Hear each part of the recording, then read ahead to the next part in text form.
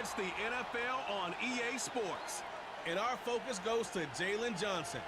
He'll make you pay if you throw his way too often. It's the Bears and the Texans on Sunday Night Primetime. We are pleased as always to be bringing you coverage of the National Football League on EA Sports. Hi again, everyone. With Charles Davis, I'm Brandon Gaudin. And Charles, we look at this Texan ball club entering play here. They come in off a loss in the opener last week. That one was on the road. Now they get their first taste here of home cooking. And what they're hoping to do is feed off the energy of the home crowd. Great tailgate, great fan support. Let's see if they can put it to good use. Meanwhile, for our visitors, the Bears, they were winners last time out, so they'll be looking, Charles, to make it 2 in a row. And what I enjoyed when I watched their game tape and their victory last week is they put it together in every phase. Good offense, good defense, and some key plays on special teams. Let's see if they can get that second win in a row. The final weekend of the summer. Hope you're enjoying it wherever you are as we are off and running on EA Sports. And it's a pretty good return here as he'll get this up to the 29. So the Bears ready to go on offense, and it's the #1 overall pick leading him out, the Heisman Trophy winner from USC, Caleb Williams. And as we begin week 2 in the NFL, he was truly one of the top stories around the league. What a debut. Didn't look phased at all, handled everything with poise and grace, and played through in a big way. I can't wait to see what the defenses throw at him this week and see how he adjusts.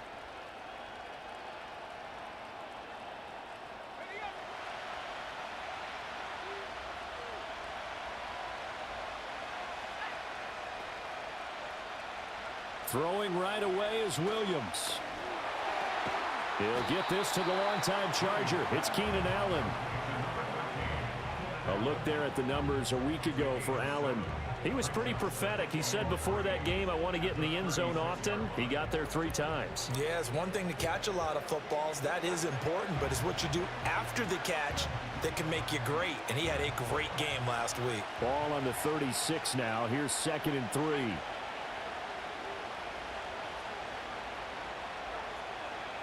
From the shotgun, a throw for Williams. He'll get that complete to his tight end, Cole Kmet. And they'll get this well past midfield before being stopped just before the 35. 27 yards there, a first down. I know exactly what's going to be said about that play from the defensive perspective. What's that? That's why I tell all you guys we need more than one tackler to the ball. He broke the first tackle. Luckily enough, there were more people there to get him down.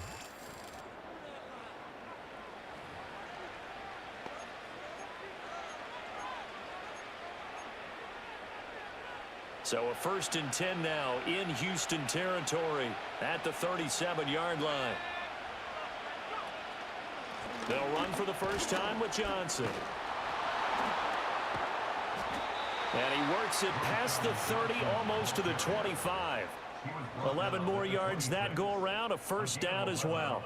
He was well over 100 yards last week. He told us this week, a little ambitious, that he wants to hit that 200 mark. We'll see.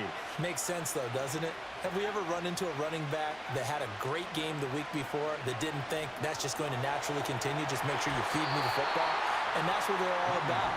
Continuity, rhythm, number of carries. Just keep giving it to him. And Charles, we get a look there at the draft class for this offense. What do you make of it? Well, overall, I like the balance of the guys that they selected because, to me, they got a few guys who can step in and play right away, which is exactly what you want. But they also drafted for the future as well. They've got some guys who might need a year or 2 on the practice. And he's going to be taken down. Pressure gets there back at the 39-yard line.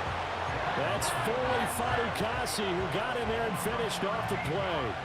Now 3rd down and very long. To throw, Williams. Oh, the ball comes out on the hit, but they'll say it's incomplete. They're bringing a lot of pressure here already in the first quarter. Already sacked him once. Now they get in there and knock another one away. You think maybe that Tucker Rule being gone makes defenses a lot bolder? Yes, indeed. That time, lucky that the arm was going forward. Incomplete pass. They'll go. Here's Williams. And it's incomplete. They cannot convert, and they turn it over. The Bears tried it on 4th down, unable to convert. And this defense holds firm here on the opening drive of the night. Texans offense heading out behind their quarterback in his 2nd season. Last year's Offensive Rookie of the Year, C.J. Stroud. And he certainly had his share of struggles in the opener, threw a couple of ill-timed interceptions in the game. So that was something that was harped upon all week in practice. Because if he's going to help this team be a winning one, he can't give the football away like he did last week. They've got good starting field position as they come up here 1st and 10 at the 39-yard line. Stroud out of the gun here. Throw over the middle is taken in by Dell. It'll be a gain of just a yard, and it'll be 2nd down. You look at this Bears defense. They come into this one ranked number 5 in the NFL against the run. We know it's only week 1, but the results look pretty good so far. The key is, can they do it week in and week out? Because right now, they're not awarding any championships or trophies after 1 week of performance. Got some nice young faces playing for them. Let's see if they can get this going. A nifty bit of scrambling there. 12 yards, 1st down. That's the first time he's called his own number, but he's got to be overjoyed with the results. He wasn't just going to settle for a modest gain. To me, he was determined to come through with a big message to a defense that slept on him in the pocket. And he goes down, but not before getting this inside the 25. Call that a very strong gain of 24. And we always knew the potential was there, and Collins took a massive leap in his 3rd season, realizing that potential, producing just under 1,300 yards a year ago. The Texans love his big frame and believe in this young man, and he'll be their big-time receiver for now and the future.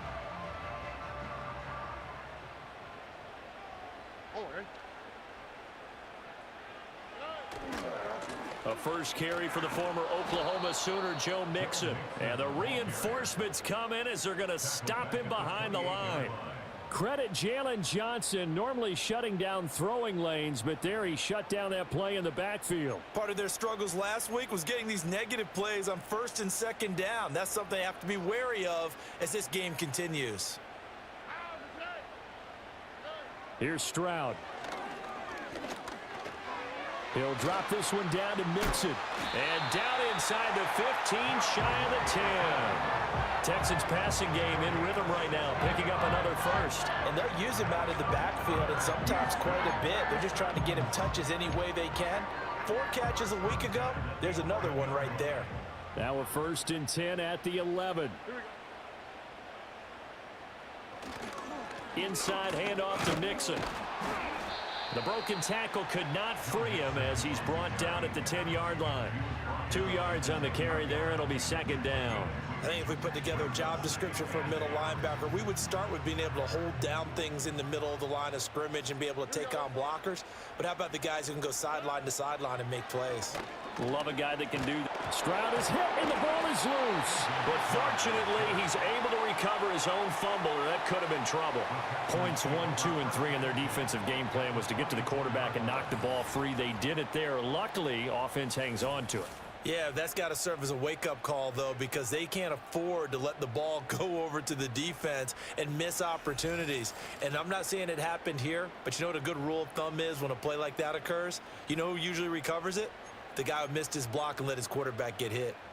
So possession still theirs, but now they face a 3rd down. Stroud to throw it. Under pressure, they got him again.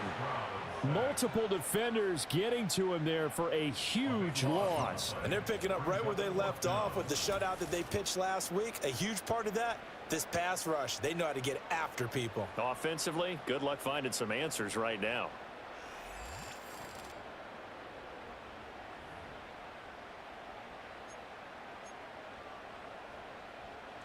Here's Tommy Townsend on to punt. Dante Pettis deep for Chicago.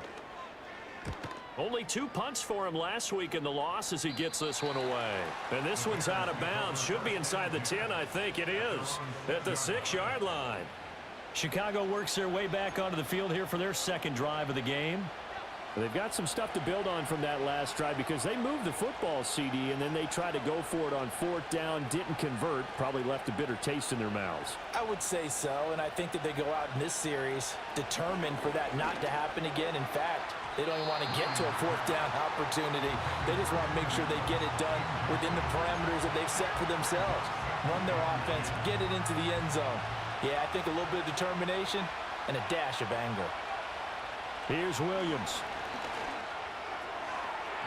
His throw incomplete.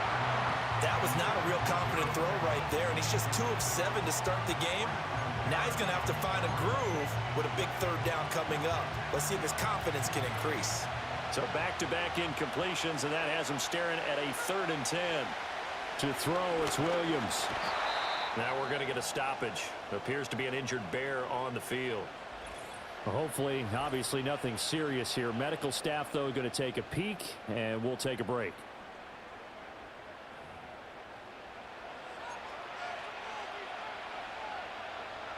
Now remember, they were unsuccessful earlier in this first quarter. Going for it on 4th. They're going to try a second time. They'll try and throw for it here. And it's incomplete. They cannot convert, and they turn it over. A surprising move to go for it. Predictably, at least somewhat predictably, it doesn't pay off. And how about this for a setup? The ball will go over on downs at the 1-yard line. So now we get set to see Houston for their second drive of the ball game. And really, you can't have a better situation than this. 1st and goal at the 1. Stroud looking to throw. And he'll get blown up behind the line of scrimmage, back at the 6. It'll go as a loss on the play. Not what you need down here. It's going to be 2nd and goal. Well, Brandon, we could see that play developing, and they were hoping that he was going to be able to put a move on the first guy and turn it into a big play. But no such luck. The speed on defense continues to get better and better in the NFL. Pretty nice example there of those guys being able to run from their assignments and finish off that play. All in all, no gain on the play, and it'll bring up 3rd. But one of the things we talked about coming into this one is we were never going to question the fight that he's going to have for all 4 quarters of a game. But ideally, you want him fighting for big plays and first downs early, not fighting just to get back to the line of scrimmage. And he'll take this one in for a Texans touchdown. C.J. Stroud, his 2nd touchdown on the season. And the Texans put the Knights' first points on the board as they take the early lead. So it takes them just 3 plays here to find the end zone. And you remember, of course, this was all set up by their defense. Yeah, they got the stop on 4th down, so I imagine the offense said to their defense, thank you very much for this great starting field position. And like you said, 3 plays later, they're in the end zone. Extra point by Fairbairn, up and good. And that makes the score 7-0. 7-0 is our score. Ready for the dynamic kickoff as this one's away.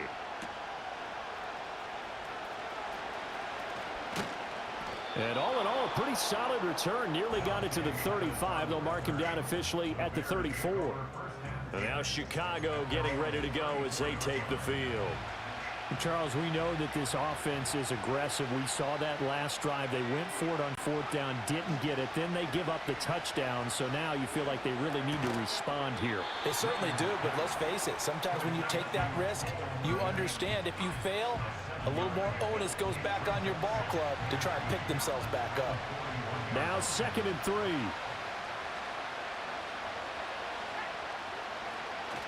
They'll give up the middle to Johnson. And a good run here as he'll rumble all the way down to the 40-yard line. That good for 19 and a first down. Interior of that line blocked really well on that run, but also the 2 tight ends, they blocked well too. Not only have they scouted the line of scrimmage, with their agility, they can get upfield and hit moving targets like linebackers, defensive backs. They do a really good job helping out in the running game. Now on the heels of that run by Johnson, here's another 1st and 10. To the air, Williams. And his throw is going to be incomplete. The Bears at 1-0 on the year following the win in Week 1, and they were able to take care of business in front of the home crowd last week. Yeah, it's always nice to get that opener at home, but now things get a little bit tougher. The good thing for them, though, is they take a little extra confidence with them when they head out on the road. And brought down, but not before they're inside the 25. 18 yards on his first catch of the game. It's a first down. A nice throw right there. And Charles, this is game number 2 in the NFL for this young rookie. His guys getting the victory last week, and he played pretty well by most accounts. Curious, what did you see? I saw something similar to what you described, Brandon, because I saw a guy who looked the part, a guy who was in command, not just with the touchdown passes, but definitely looked to be in control of the offense as well. And you and I both know that's often uncommon for a rookie quarterback. A quick burst there, and he nicely bit off a pretty decent game. 2nd and 5. On play action, here's Williams. Toward the end zone, but that's going to wind up incomplete. So another incompletion there. He's hitting on fewer than half his pass attempts in this one, and that is not a winning formula. Yeah, so let's make sure we give a little bit of credit to the defense here. They're giving him a lot to think about, a lot of different looks, and he seems a little bit confused trying to complete passes. And that is incomplete. But the pressure there on 3rd down, forcing the errant pass. 4th down coming up. This defense has certainly played well so far in this game, and the coverage has been tight on just about every throw.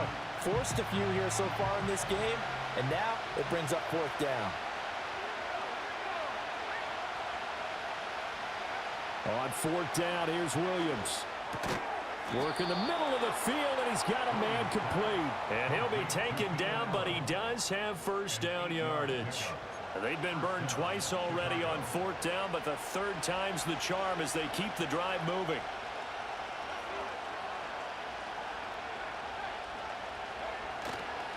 A first down carry here for Johnson.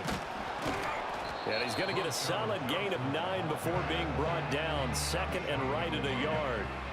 Well, they're making an effort to get the ground game going tonight. So far, it's working. I like what we're seeing from the offensive line. They seem to have the leverage going, and they're controlling things and reestablishing the line of scrimmage. Over the middle, and there's a diving catch. That's to Moore, and he's got it. Touchdown, Bears. A great play there. Laying himself out in the end zone. And the Bears are within an extra point of tying up this ball game.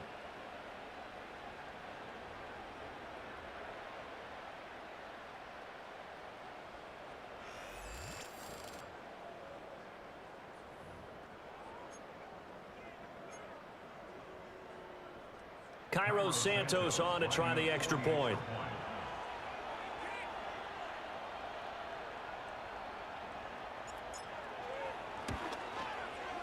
It's up and good. So these teams match touchdowns here in the first quarter, and we're tied 7-7.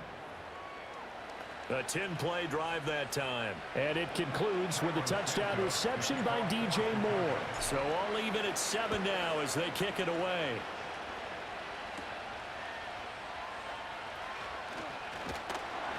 And a good return as he'll be stopped just shy of the 30-yard line.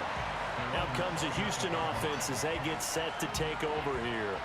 So both of these teams, Charles, coming off touchdowns now, but this offense, they just had to stand on the sideline, watch their opponent author a really impressive drive to reach the end zone. Yeah, and I think you're not telling yourself the truth if you don't think there's some one-upsmanship going on right now, because they just had their touchdown answered by a drive of double-digit plays that also found the end zone. Now they want to do something even more impressive to answer that one. Here's Joe Mixon as they start on the ground. And nothing much materializing there on the first down run. He'll get a couple, and that's it. You look at this Bears defense. It's quite a unit. Number 1 in the NFL against the pass. Normally you want teams to gel late in the season, but this unit, they've been terrific right from the word go. Came in as the number 1 rated unit against the pass in the NFL after just 1 week. Here we go. Back to Mixon on 2nd down. And he'll scratch out only about a yard up to the 32. This defense for the Bears, terrific last week in the season-opening victory. And one of the key things you always look for when you're evaluating a defense is how opportunistic are they? How many takeaways do they get per game? And how about last week's game? That number, 6. Absolutely phenomenal performance. They were on top of their game. And he can't get rid of it. He's taken down.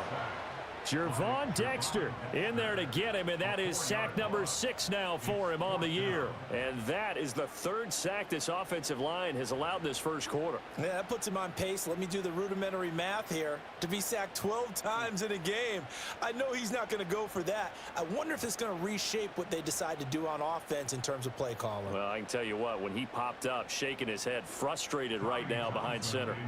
Here's Tommy Townsend now, as he'll punt it away for the 2nd time. Here comes Pettis on the return. A good kick that time, but also a pretty good 15-yard return. And the Bears take over. There again is the running back as he trots onto the field. Last week, over 100 yards, 3 touchdowns. We were talking with him on the field before the game. He said simply, I was in a groove. He obviously was. And I think he's been a little modest about that, being in a groove. That's a big-time game right there. And I think he feels like his entire team is coming along with him because they're creating spaces and holes for him to run through. He's making people miss, running through tackles. They are locked in a big way and confident about this game as well. And there's a short throw. It's caught by Kmet. It'll be a gain of 5, and that will bring up 2nd down. Nice rhythm throw there on 1st down. He located his tight end, made it a nice easy pitch and catch. Hoping he can break a tackle or two. Wasn't able to do that there, but still good yardage. Throwing is Williams. And he rifles one incomplete. Well, that's a defensive coordinator's got to be happy with that result. They took away all options downfield and forced the incompletion. They come up now 3rd and 5 following the incomplete pass. From the gun, here's Williams. There's a short throw. It's caught by Kmet, and he will have the Bears' 1st down. They needed 5 there on 3rd down. He winds up getting 7. That was a route run not just with dexterity, but with intelligence. Found the hole in the zone, made sure the quarterback saw him, and was able to make the sure catch and flip the down marker back to 1.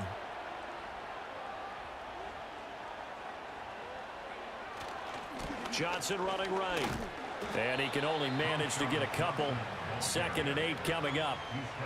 I do know from experience that when you slow down someone's running game, you're now doing the dictating on defense. And guess what? Now you're getting ready to tee off on their quarterback because they have to throw it all the time. But you still have to be alert for the draws and other plays of that nature and make sure you don't get hurt. Looking left side, that's caught by Moore. And he's going to be taken down with another 1st down as the stop's made at the Texans' 22-yard line. 7-7, our score after 1.